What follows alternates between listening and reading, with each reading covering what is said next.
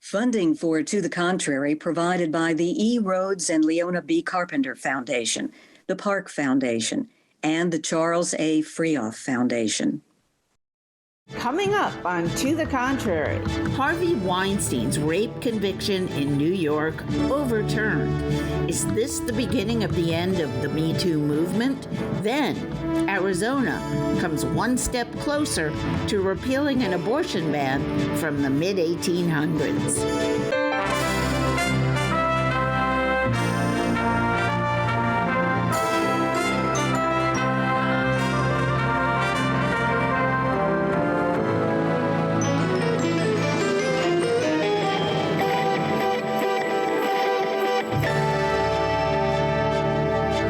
I'm Bonnie Urbay. Welcome to the Contrary, a weekly discussion of news and social trends from diverse perspectives. Up first, a stunning ruling by New York's Court of Appeals throwing out the Harvey Weinstein verdict. In a stunning reversal, disgraced Hollywood mogul Harvey Weinstein's 2020 rape conviction in New York was overturned by the State Court of Appeals. In a 4-3 ruling, the court found the judge made a mistake in allowing testimony about prior bad acts to be heard in his trial. Weinstein will remain in prison due to a rape conviction in a 2022 trial in Los Angeles. Joining us today are Debra Carnahan, retired judge and former assistant U.S. attorney, Republican strategist Ann Stone, Tiana Lowe Doescher, commentary columnist for the Washington Examiner, and Ameshia Cross, political commentator and Democratic activist.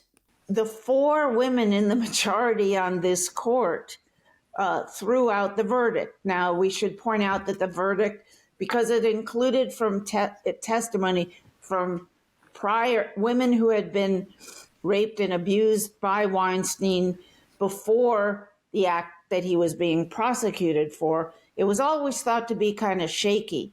But should they have done this? And by the way, they also held field hearings on the case to get feedback from the public. Should they have ruled this way? Well, the field hearings makes me uncomfortable, but if, it's sort of a rookie mistake that the judge would do that, would allow that to happen. And if they're following the strict letter of the law, then I applaud them for that. The very bad news, of course, that was overturned. The very good news is they can certainly retry it, and one would hope that they would. Does anybody think it will be retried? New York's got a lot of major cases going through its state court system, and like every other state court system in the country, it's overwhelmed, and these things cost a lot of money. So, Bonnie, it's under the jurisdiction of the Manhattan District Attorney, Alvin Bragg, who's currently trying Donald Trump for, supposedly falsifying official business records in relation to the Stormy Daniels payout from almost a decade ago. I think we can all agree that a much better use of time right now would be retrying the Weinstein case. Now, I'm not an attorney, so I can't say whether or not the court totally got this correct. But what I will say is the notion that it's unprecedented for a judge to allow a pattern of behavior to be established with witnesses that aren't directly testifying to the crimes and the instances that are being litigated in question for that criminal trial, not unprecedented. They did that in the Larry Nassar case, and that's how you wind up getting this stunning conviction, because you had other witnesses attest to that pattern of behavior, because establishing that fact pattern is incredibly relevant. Look, all sex crimes by default are incredibly difficult to prove, because when you think about it, your body that's already been traumatized, that is all the forensic evidence you will have in 99% of cases, much less if you're doing cases about instances from many years ago, which the Weinstein trial was. But look, compare or consider both Weinstein and Bill Cosby getting off. You are a powerful, wealthy man with money to spend on high-dollar attorneys. It makes litigating sexual assault cases even more difficult. Ameshia, your thoughts? We already know that he's also, I take issue with the term getting off because he's already been convicted in other places as well regarding rape. He's not getting off. But I would argue that the likelihood of this case being retried is very high, in particular because of the fact that New York has changed multiple statutes related to sex crimes over the past 3 to 4 years. And we're seeing more and more of those cases, regardless of who the person is, actually be brought to light. This was the linchpin for the Me Too movement. This means a lot to women across this country, those who were his victims as well as those who were not. And I think that we're definitely going to see we're definitely going to see this one be brought to case again. There were some prosecutorial issues with the way in which they went about pulling up some of these older cases. That is what stands at issue here, not the fact that they were drawn up at all. But they still had testimony from two actual the women. You know, they were charging in cases regarding two actual women who testified. Debra, did they really need all the rest of that pattern evidence? Thank you. That's a great question. One, I want to say when I was a state prosecuting attorney, my area of expertise and what I did was the Special Victims Unit, where we tried rape cases against women, children, and abuse cases. Yes, extremely difficult cases to prosecute and get convictions on. I'm not sure that talking about Harvey overturning tables and yelling at people, it was necessarily relevant to the charges that were against him. However, certainly a pattern of conduct and the MO is totally permissible because these cases do try and point out this is a pattern. This is not a one-time thing. I murdered somebody. This is systematically showing that the defendant had a pattern, engaged in the pattern, and that the cases that are being charged are just part of that pattern, which is totally relevant. So I think it was a bad decision. However, maybe next time they want to leave out some of those things like he gets mad and throws tables over, or he yells at waiters. I'm not sure how that goes. How much of that? I heard one prosecutor speaking this week saying that we've got to get to the point where one woman's testimony is enough, where we believe them, because there is, of course, throughout history, I'm assuming there must have been a fair number, maybe 10% or something like that, 5% of rape claims that were not true, some very small percentage, some revenge cases, but the vast majority of them are accurate, and yet we don't believe the prosecutors. Why is that? Well, I think part of the problem is, of course, the prosecution has the burden of proof. That's a very heavy lift. As you know, it doesn't take much to infuse reasonable doubt for the jury to acquit. And I think that's why one person versus another person is very difficult in these cases. Like with a murder, you've got a dead body. There's no question the person's dead. It's just now who done it, right? So I think that's why it's important to show pattern. I doubt that there will ever be a time where we can just say, he said, she said, and sure, let's believe her. I think that's the issue, the level of the burden of proof. And what do you think about the Me Too movement generally? I mean, it was started 4 or 5 years, 6 years ago, to specifically prevent sexual harassment in the workplace and sexual assault anywhere, but also in the workplace. And men using their positions of power to force women to agree to sex that they wouldn't have had but for. So what's going on now? Well, in the beginning, it had tremendous impact and brought down some very well-known people. It sort of petered out. And that's why it's interesting that the overturn of this case might actually inject new life and bring that movement back. But it really sort of did peter out. And let's not forget, Anne, that's an excellent point. And also, let's not forget, the law is slow.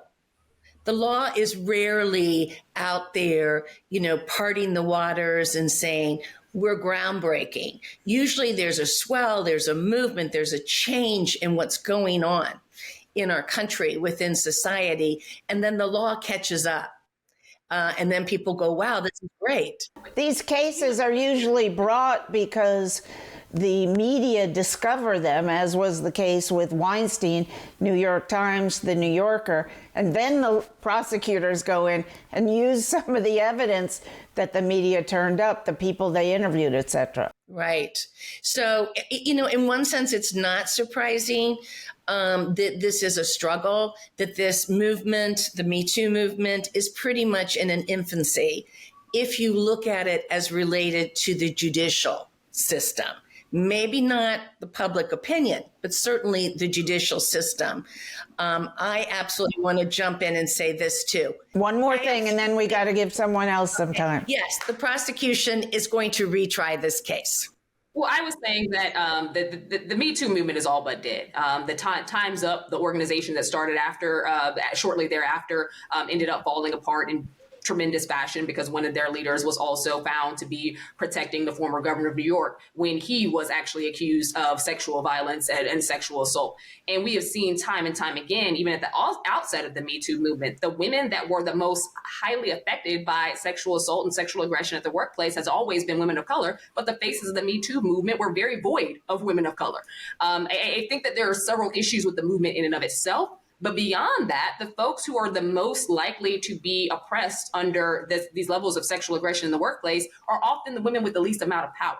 They're interns, they're younger workers, they're workers who are still trying to build their capacity. They understand that even reporting these incidences means that they could be shut out of work. They could be shut out of being able to earn for their families. There is a reason why they are taken advantage of. And in large part, it's because they are the voices that are often unheard, and they're the ones who retribution comes for the swiftest. I don't think that the Me Too movement ever surely placed a pause on a lot of the incidents that were happening in workplaces across this country, because quite frankly, as long as we have males and leadership at the top who recognize that they are shielded in large part because women do not report these things, and they don't report them because of the repercussions they will face, they're going to continue to persist. And that's in politics, that is in entertainment, that is in any of these layers of work. Let me ask you this, because Time's Up, a former panelist of ours, was one of the founding members of Time's Up, and they were very powerful in Hollywood. They had a lot of major stars and studio heads and whatever else funding them, getting foundation money, corporate money, private donations. I'm assuming some of that money is still around, despite the leadership. I'm assuming new leadership has stepped in, but they can't possibly have run out of stories about people in Hollywood doing this, right? And why aren't they finding more women of color to bring these charges? It's purposeful. Also, they were taking money from the various studio heads who were in charge of the studios where people were getting abused in. So there are a lot of issues with Time's Up to begin with. All right. And Anne, your closing thoughts, is the movement dead? Well, again, this case being overturned, in fact, could revive it. But yes, by and large, it has fallen by the wayside. All right.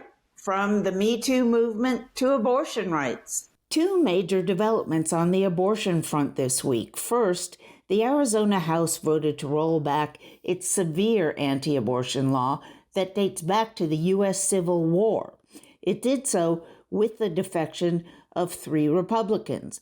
The Republican House Speaker immediately took one of the 3 defectors off his seat on the House's desirable Appropriations Committee. And at the U.S. Supreme Court this week, the 4 female justices, including conservative Amy Coney Barrett, pushed back the hardest against Idaho's almost absolute ban on abortion.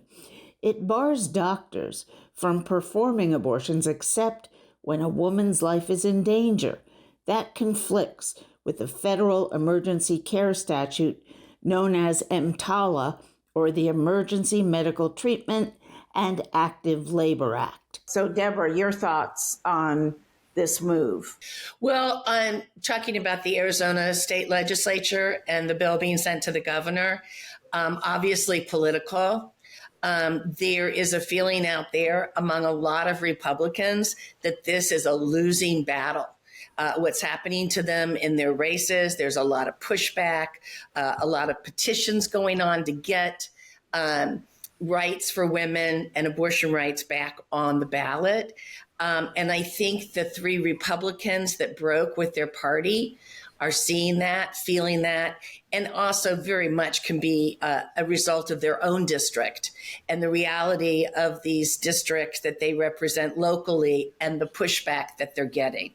Do you think, well, I mean, obviously a lot of Republicans, and we've seen Donald Trump one day, he's going to get rid of Roe v. Wade, which he succeeded in doing, and now he's pro-choice.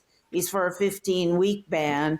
And are Republicans like hurting themselves or helping themselves by confusing where exactly it is they stand on this issue? Bonnie, I just have to note that those are not contradictory positions. It's not contradictory to say that the Constitution does not have a federal protection of abortion. It should be left up to the state. And also pointing out that you can be pro-life and think that that Arizona law from, again, 160 years ago was incorrect. 3/4 of all pro-life Republicans still favor exceptions for rape, incest, and the life of the mother, right? And there's a reason why Doug Ducey tried to pass that 15-week abortion ban, which is what they want to revert the law to. That's in line with the OECD average. That's in line with Europe. And it stops those really grotesque partial birth abortions with fetuses that are capable of feeling fetal pain.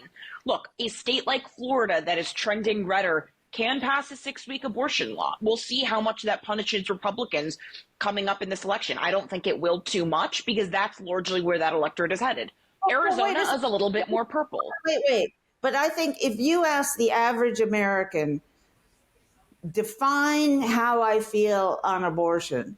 I am pro-choice, but I'm also I see myself as pro-choice, but I'm pro really severe bans that only allow abortions in the case of rape, incest, or the life of the mother. Most people would define me, if those were my terms, as pro-life. Yes, which is, I think, fairly close to but the you're Trumpian saying they're position. interchangeable. But you're saying they're interchangeable, and I'm telling you they're not. Wait, how am I saying those terms are interchangeable? No, I'm saying you can be pro-life but also federalist. Also understand that the Constitution doesn't have any protections for abortion, but California is going to pass California law, while Florida can pass Florida law, and Alabama can ban the procedure entirely. But the fact is that most people that identify with the pro-life moniker by the polls still want those rape, incest, and life of the mother protections and exceptions. There was also action this week in the Idaho abortion ban, and that one, according to it, it allows abortion in very, very, very limited circumstances, only to save the life of the mother. And people were saying that it's driving OB-GYNs out of the state. They absolutely won't live in a place where they're not allowed to practice medicine as they see fit. Certainly people who OB-GYNs who are pro-life or call themselves pro-life and don't want to perform abortions don't have to. That's not a law anywhere, just like women don't have to have abortions if they don't want them. But it is harming that state in terms of being able to provide medical care to pregnant women. Yeah. And I think also, Bonnie, it's very important to note, we keep talking about abortion like it's just the first couple weeks or 8 weeks or 10 weeks. I mean, you can be, I found it astounding, but not so astounding, I guess, that they showed a clip from Debbie Reynolds from decades ago, who lost her child at 7 months. And because abortion was illegal, the doctors would not take that child out of her and said it had to come out naturally until she got so sick and was like going to die that then they removed the child from her. I mean, this goes way beyond, did you have failed birth control? Were you not careful enough? I mean, who decides the health of the mother? And I just want to finish here real quick, if I can. That should be left up to a woman and her doctor and the medical community who really know these things. Politicians in Washington, politicians in the state legislature, they're not doctors. They're not there on the scenes. And I think that's what women and men are starting to see and go, whoa, what does this really mean? And we can get prosecuted if we mess up. Okay, now I also want to switch to the Supreme Court, which this week heard arguments on its latest abortion case. And it's interesting because I was fascinated by the fact that, of course, the 3 Democratic appointees, all women, 2 women of color and 1 white woman. And in addition, Amy Coney Barrett, the Trump-appointed justice who came from Notre Dame Law School and it seems to be very anti-choice, and yet she was arguing against this law. So your thoughts, please. Non-medical professionals shouldn't be making these decisions. We are talking about linchpin cases in many cases, and I've had family members, one of them being my cousin, who nearly died. And she had to have an abortion at 7 months because her baby was not going to survive. There was no heartbeat, the baby was gone. And I think that in cases where you do have these later term abortions, and that's less than 3% of the cases of abortions in general, late term abortions are extremely rare. It is because the child is not viable and the mother's life is on the line. And anyone saying anything different is lying to you. Beyond that, to have women speak so fervently on a court where you have men who clearly don't even understand biologically a women's reproductive organs and reproductive system. That became very clear in a lot of the conversations and the commentary from the Supreme Court justices. It is very frustrating to hear males be able to have this conversation and say things that do not mesh with the science we know about women's bodies and the efficacy of pregnancy. They are literally putting women's lives in danger, and lives up to and including being able to reproduce. So when we talk about being pro-life, you also have to understand that in many of these cases, if a woman is not granted that right to choose, she will lose further ability to be able to reproduce later. That was the case for Kate Cox. If she did not have that abortion, she was going to lose her ability to be able to reproduce. You cannot say you are pro-life, but be okay with someone limiting that ability because they cannot further reproduce due to the fact that they had to have an emergency abortion. It is frustrating to see this happen because women aren't being allowed to make the decisions they need, and their OBGYNs, the doctors who are professionally certified to talk to and help them with these decisions, are being negated by people who have no earthly idea what they're talking about. And it's why whenever this goes to the voters, they always want the woman to decide. The pro-choice side of every single state initiative has won since 1973. Every single one. And I have to say, if we go back to your points about Florida, Arizona, and Idaho, in Florida, as soon as Ron DeSantis decided to get rid of the 15-week ban he had signed and go with 6-week, I turned to people and I said, he will never be president. Ever. I said, he'll be rejected in the primaries, but he'll never be president with that ban. And you saw how Haley, her stock went up when she talked about building consensus and having a much more conciliatory position on abortion. So in Florida, what's going to happen, they're going to ticket split. They're going to vote the pro-choice side for the state initiative, but I think they're still going to support Republicans in the state. Arizona, good Lord, finally common sense. They passed the ban. The Republicans who joined in, yes, that one was punished, but I'll tell you, behind the scenes, the party, everybody is thrilled that they did pass the ban. Nobody wanted that law to stand. It was insane. So common sense has prevailed there. So that's good. In Idaho. Quick question to you, Anne, as a longtime participant in and observer of Republican politics. Is this going to drive the extreme right out of the party finally? Because what you saw was in Arizona, 3 pro-life Republicans deserting the party on this issue because for many reasons. One guy said he had very strong women in his life, but also because they know it's going to kill Republicans at the polls. And yet it's being pushed by the Marjorie Taylor Greenes of the world. Well, some of the strongest pro-life Republicans who I have known for years, and I see them at the RNC quarterly meetings, the national meetings and all that, they all behind the scenes say, my God, we've got to do something. This is crazy. We're going to have to find a way to find common ground to work our way through this. They're realists. Are there extremists that are so far out on the fringe that they won't hear anything except the extreme? They're being marginalized. Will they leave the party? Since they agree with the party on 80% of the other issues, probably not. Probably not. But they're going to make a lot of noise in the meanwhile. All right. Thank you all. Great discussion. That's it for this edition. Keep the conversation going on our social media platforms. Reach out to us at To The Contrary and visit our website. The address is on the screen. And whether you agree or think to the contrary, see you next time.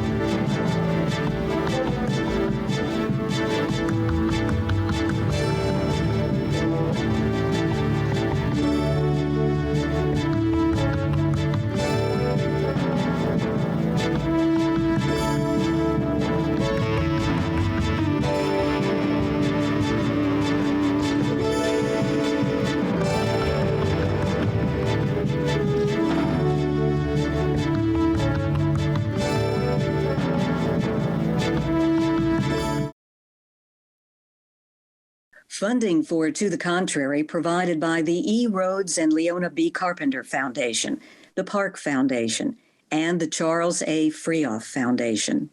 For a transcript or to see an online version of this episode of To the Contrary, please visit our PBS website at pbs.org/To the Contrary. You're watching PBS.